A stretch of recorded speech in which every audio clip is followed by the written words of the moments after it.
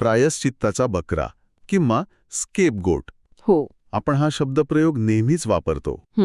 अगदी जेव्हा एखाद्या निरपराध व्यक्तीवर सगळ्या चुकांचं खापर फोडलं जातं तेव्हा आपण त्याला स्केपगोट बनवलं असं म्हणतो. हो. आणि यामागे तीच जुनी धार्मिक कथा आहे. लोकांची सगळी पापे एका बकऱ्यावर लादून त्याला रानात सोडून दिलं जातं आणि झालं, केस क्लोज्ड. बरोबर. पण जर मी तुम्हाला सांगितलं की आपण या घटनेच्या एका चुकीच्या साक्षीदारावर, एका गैरसमजावर आजपर्यंत विश्वास ठेवत आलो आहोत.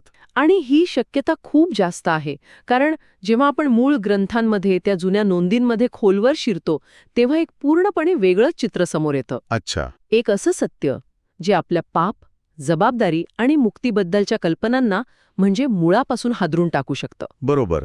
आणि आज आपण नेमकं तेच करणार आहोत. आपण या घटनेची पुन्हा एकदा नव्याने चौकशी करणार आहोत. हो. मूळ पुरावे तपासणार आहोत. आजच्या आपल्या या सखोल चर्चेचा उद्देश हाच आहे की या अझाझेल बकऱ्यांमागे दडलेलं खरं सत्य काय आहे. पाप, सैतानाची भूमिका, मानवाची जबाबदारी आणि त्यातून मिळणारी मुक्ती या सगळ्या गोष्टी एकमेकांशी कशा जोडलेल्या आहेत. चला तर या रहस्याचा छडा लावूया. ठीक आहे, तर आपण थेट घटनास्थळापासूनच सुरुवात करूया. हो, चालेल. जुन्या काळातला तो प्रसंग डोळ्यासमोर आणा. महायाजक एका बकऱ्याच्या डोक्यावर हात ठेवतो आणि लोकांच्या पापांची कबुली देतो. हो. आतापर्यंतचा आपला समज असा आहे की या प्रक्रियेत लोकांची पापे त्या बकऱ्यावर, म्हणजेच अप्रत्यक्षपणे सैतानावर लादली जात आहेत आणि लोकांना त्या पापांपासून मुक्ती मिळत आहे. पण तुम्ही म्हणताय की इथे काहीतरी वेगळंच घडतंय. हो, आणि हाच या संपूर्ण चर्चेचा केंद्रबिंदू आहे.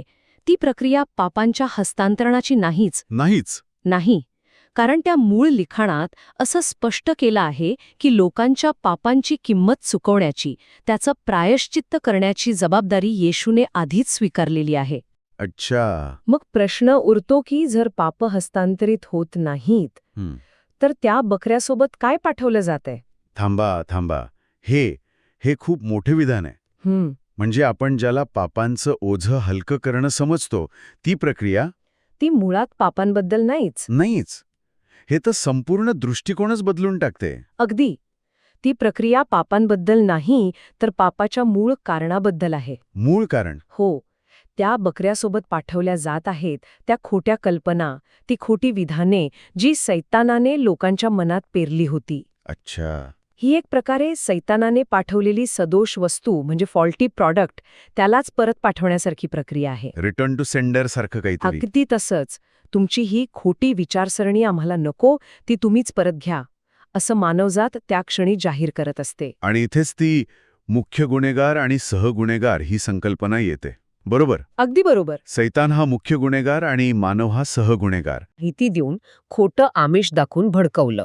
ठीक आहे. आता ज्याने प्रत्यक्ष चोरी केली त्याला शिक्षा होणारच. तो असं म्हणू शकत नाही की मला तर फक्त भडकवलं होतं. बरोबर. पण ज्याने भडकवलं त्या मास्टरमाइंडला त्याच्या कटाची आणि चुकीच्या सल्ल्याची शिक्षा वेगळी मिळते.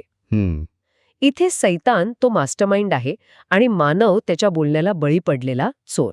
कायद्यानुसार चोराच्या शिक्षेचं बिल मास्टरमाइंडवर फाडता येत नाही. प्रत्येकाची जबाबदारी वेगळी आहे. म्हणजे कायद्याच्या भाषेत सांगायचं तर प्रत्येकाच्या गुन्ह्याचं चार्जशीट वेगळं आहे. अगदी. तुम्ही एकाचं दुसऱ्यावर टाकू शकत नाही. मी बरोबर समजतोय का? तुम्ही अगदी अचूक पकडला आहे. त्यामुळे मानवाच्या पापांची जबाबदारी सैतान घेऊ शकत नाही. ओके. पण ज्या खोट्या विचारांमुळे, ज्या चुकीच्या बिझनेस प्लॅनमुळे गुन्हा घडला, तो प्लॅन मात्र त्याच्या मूळ मालकाकडे म्हणजेच सैतानाकडे परत पाठवला जातो. अच्छा. हे पापाचं हस्तांतरण नाही तर पापाला कारणीभूत ठरलेल्या खोट्या विचारसरणीचं हस्तांतरण आहे. हे ऐकून मला कळते की मूळ मुद्दा विचार आहेत, खोट्या कल्पना आहेत. हो. मग साहजिकच मला जाणून घ्यायचं आहे की ते नेमके कोणते विचार होते, कोणती अशी खोटी विधानं होती ज्यात इतकी ताकद होती की त्याने संपूर्ण मानवजातीला चुकीच्या दिशेने नेलं. त्या ग्रंथांमध्ये याबद्दल अतिशय स्पष्ट उल्लेख आहे. सैतानाने आदम आणि हव्वाच्या मनात काही प्रमुख खोट्या कल्पना पेरल्या. जसे की पहिली आणि सर्वात मोठी खोटी कल्पना होती, तुम्ही मरणार नाही. अच्छा. म्हणजे देवाच्या आज्ञेचं उल्लंघन करण्याचे परिणाम तेवढे गंभीर नाहीत जेवढे देव सांगतोय. म्हणजे एक प्रकारे rules are meant to be broken किंवा थोडं चालतं ही आजची मानसिकता तिथेच सुरू झाली. तुम्ही म्हणू शकता. दुसरी खोटी कल्पना होती, तुम्ही देवासारखे व्हाल. ही महत्वाकांक्षेला घातलेली पुंकर होती.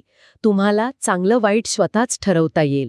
तुम्हाला देवावर अवलंबून राहायची गरज नाही. म्हणजे स्वावलंबनाच्या नावाखाली एक प्रकारचा अहंकार. अगदी. तिसरी कल्पना होती की देवाच्या आज्ञा अन्यायकारक आहेत. त्या तुमच्या स्वातंत्र्यावर गदा आणतात. आणि चौथी, देव काहीतरी चांगलं, काहीतरी रोमांचक तुमच्यापासून लपवून ठेवत आहे. तो तुम्हाला मर्यादेत ठेवू इच्छितो. आणि या सगळ्याचा एकत्रित परिणाम आपल्याला माहीतच आहे. हो. ते देवासारखे झाले नाहीत, उलट त्यांना आपल्या नग्नतेची, आपल्या अपुरेपणाची जाणीव झाली. ते स्वातंत्र्याच्या शोधात निघाले होते, पण पापाचे आणि मृत्यूचे गुलाम बनले. बरोबर. म्हणजे देवाबद्दल एक मोठा गैरसमज निर्माण करणं हे पापाचं मूळ कारण ठरलं. बरोबर. सैतानाचा मुख्य डावच तो होता. एकदा का देवाच्या हेतूवर, त्याच्या प्रीतीवर शंका निर्माण झाली की आज्ञा मोडणं खूप सोपं होतं. आणि तसंच झालं. हा मुद्दा आजच्या जगातही तितकाच लागू पडतो. अमुक गोष्ट केल्याने तुला खरं स्वातंत्र्य मिळेल किंवा सगळे नियम पाळणारे लोक आयुष्यात मागे राहतात, हे विचार आपण आजही ऐकतो. खरंय. पण इथे खूप महत्वाचा प्रश्न निर्माण होतो. कोणता? जर पापाला कारणीभूत ठरलेल्या सैतानाचे खोटे विचार त्याला परत पाठवले, तर मानवजात निर्दोष ठरते का? म्हणजे आम्ही काय करणार, आम्हाला तर फसवलं गेलं होतं, तो मास्टर माइंड होता, असं म्हणून मानव आपली जबाबदारी पूर्णपणे झटकू शकतो का? नाही, अजिबात नाही. आणि हा या संपूर्ण चर्चेतला कदाचित सर्वात महत्वाचा आणि तितकाच कॅम्पफायर वारणारा भाग आहे. अच्छा. मूळ ग्रंथ यावर अगदी स्पष्ट भूमिका मांडतात. सैतान फक्त अशाच व्यक्तीला मोहात पाडू शकतो ज्याच्या मनात आधीपासूनच लोभ किंवा वासना आहे. म्हणजे जर मनात ती चुकीची इच्छाच नसेल तर सैतानाच्या मोहाला बळी पडण्याचा प्रश्नच येत नाही. हा मुद्दा खूप महत्वाचा आहे, कारण आजच्या जगात आपण ब्लेम कल्चर पाहतो. हो. माझी चूक नाही, परिस्थिती तशी होती, किंवा मला तसं करायला भाग पाडला गेला, असं आपण सहज म्हणतो. तुम्ही म्हणताय की मूळ स्रोत या विचारसरणीला अजिबात थारा देत नाही. देत नाही. जबाबदारीची विभागणी अगदी स्पष्ट आहे. कशी?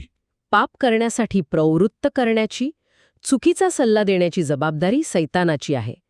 पण त्या सल्ल्यावर विचार करून प्रत्यक्ष पाप करण्याची निवड आणि त्याची जबाबदारी ही प्रत्येक व्यक्तीची स्वतःची आहे. अच्छा.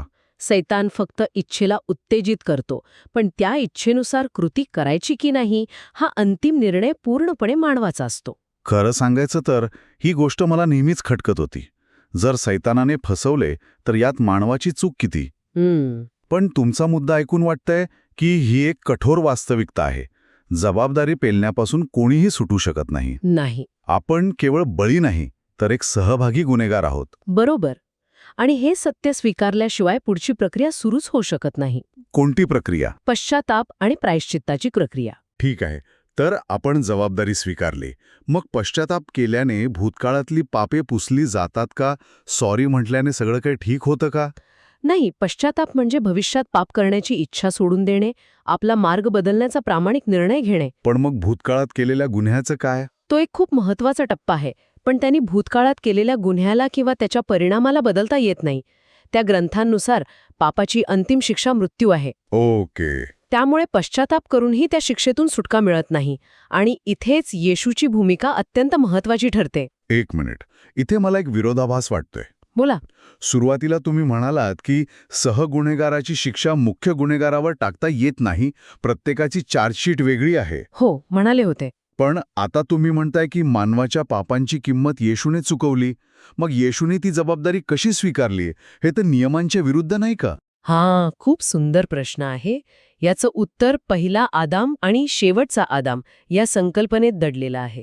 म्हणजे येशू हा कोणी तिसरा बाहेरचा व्यक्ती म्हणून ही जबाबदारी घेत नाहीये, तर तो स्वतः मानवजातीचा प्रतिनिधी म्हणून शेवटचा आदाम म्हणून उभा राहतो. अच्छा. जसा पहिल्या आदामाच्या चुकीमुळे संपूर्ण मानवजात पापाच्या आणि मृत्यूच्या अधीन झाली, तसंच शेवटच्या आदामाच्या म्हणजेच येशूच्या बलिदानाने मानवजातीसाठी मुक्तीचा मार्ग खुला होतो.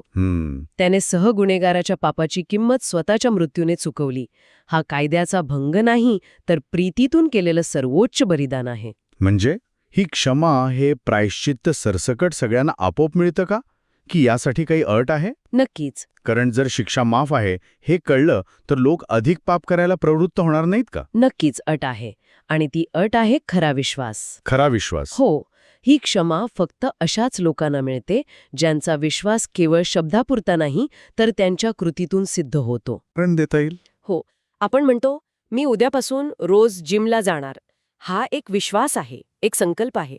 पण जोपर्यंत आपण प्रत्यक्षात जिमला जाऊन व्यायाम करत नाही तोपर्यंत त्या बोलण्याला काहीच अर्थ नसतो. बरोबर.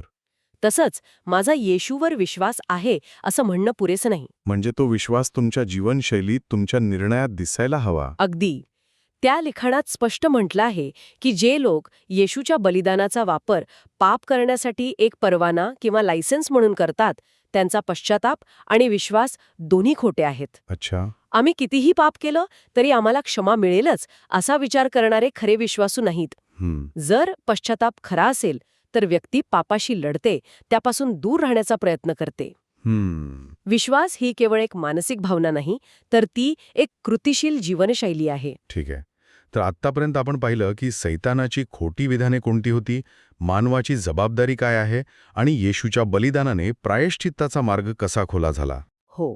मग या सगळ्या प्रक्रियेचा शेवट कसा होतो, अंतिम न्याय आणि सत्याचा विजय कसा होतो? काय होतं की येशूच्या बलिदानाने आणि त्याच्या विश्वासू अनुयायांच्या समर्पणाने एक गोष्ट संपूर्ण सृष्टीसमोर सिद्ध होते. कोणती? ती म्हणजे देवाच्या आज्ञापालन करणं शक्य आहे.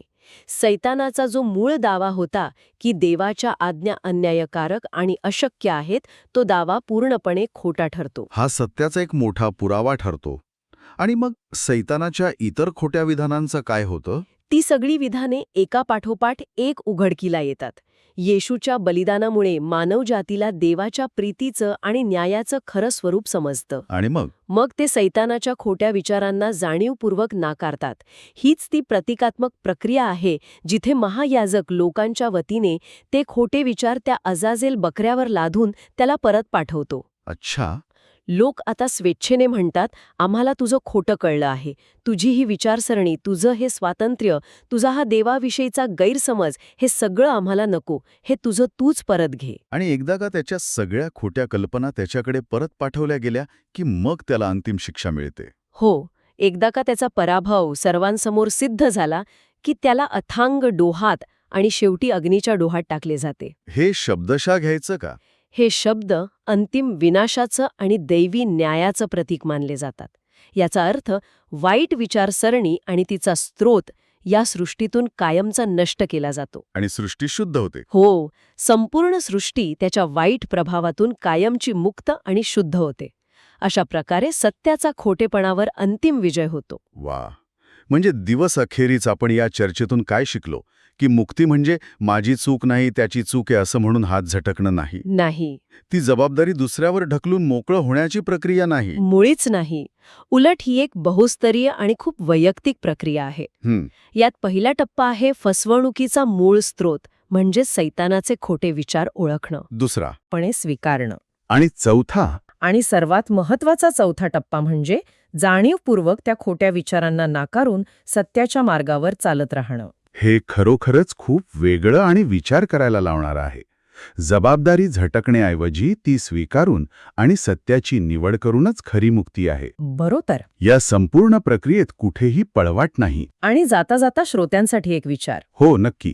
आपल्या श्रोत्यांनुसार हा जो अंतिम न्याय आहे तो गुप्तपणे नाही तर सर्वांसमोर जाहीरपणे केला जातो. अच्छा. याचा उद्देश केवळ शिक्षा देणे किंवा सूळ घेणे नाही तर संपूर्ण सृष्टीला, देवदूतांना आणि मानवांना न्याय आणि प्रीती यांचं खरं स्वरूप समजावून देणे हा आहे. जेणेकरून भविष्यात असं काही होणार नाही. हो, जेणेकरून भविष्यात पुन्हा कधीही देवाच्या हेतूवर, त्याच्या चारित्र्यावर शंका घेतली जाणार नाही. यावर विचार करायला हवा की न्याय केवळ होणे महत्वाचे नाही तर तो सर्वांना समजणे आणि पटणे किती महत्वाचे आहे. खरंय. तो एक प्रकारे संपूर्ण विश्वासाठी एक शिक्षण असेल.